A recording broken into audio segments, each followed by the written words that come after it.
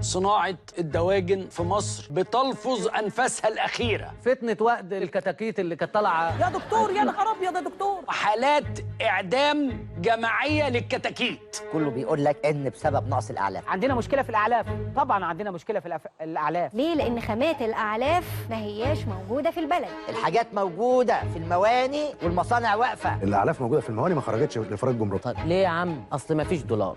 طب ما تدخلوا وبعدين تتصرفوا مع بعض. الموضوع مش موضوع الكتاكيت بس اللي اتعدمت، هو في حاجه تانية. اصحاب المزارع توقفوا عن الانتاج، المنتجين خرجوا من المنظومه. في قد ايه تقريبا خرجوا من سوق صناعه الدواجن؟ 40-45%. خرج تقريبا 50%. فده عمل فجوه واحنا داخلين على رمضان. المشكله تتلخص في ان صناعه الدواجن بتحكمها العشوائيه في مصر.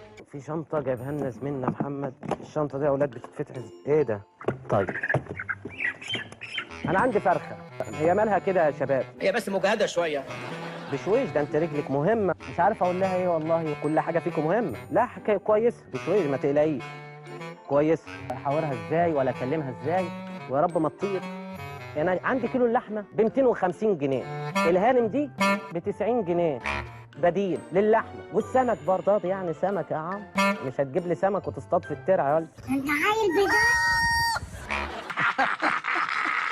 عندنا ازمه فراخ، طب الحكومه عايزه تحل الازمه، فالدولة اتصرفت، فتقرر الحكومه ان احنا نستورد شويه. الدولة راحت جابت فراخ مجمدة مستوردة من البرازيل. برازيلي واسمر برقصة سامبا.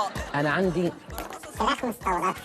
كويس قوي اللي عملته الدوله قرار صائب جدا في انها تستورد البرازيلي. الضرورات تبيح المجمدات. هندوه مع بعضينا الفراخ المستورده. أكلها عادي جدا. طب ما عادي اكلها، ايه مشكلتها؟ المشكلة يعني طب انا عايزه اقول لحضراتكم ان الفراخ اللي بتيجي من البرازيل فراخ وزنها كويس وطعمها كويس. فرخة عافية، فراخ برازيلي درجه اولى، فرخة محترمة كاملة الأنوثة وجامدة وهايلة. أنا النهاردة هنعمل فراخ برازيلي، وادي الفرخة اهي. وركين. ليها وركين؟ ليها وركين فعلا ريحتها نظيفه جدا. انا كانت امي الله يرحمها كانت تجيب الفراخ البرازيلي دي وتقول لي يا ابني الفرخه دي ب6 صدور، دي جامده جدا، كل وانبسط. شوربه الفرخه البرازيلي بتطلع شوربه. ادي الفرخه اللي بتسلق فرخه حلوه قوي، حلوه فرخه.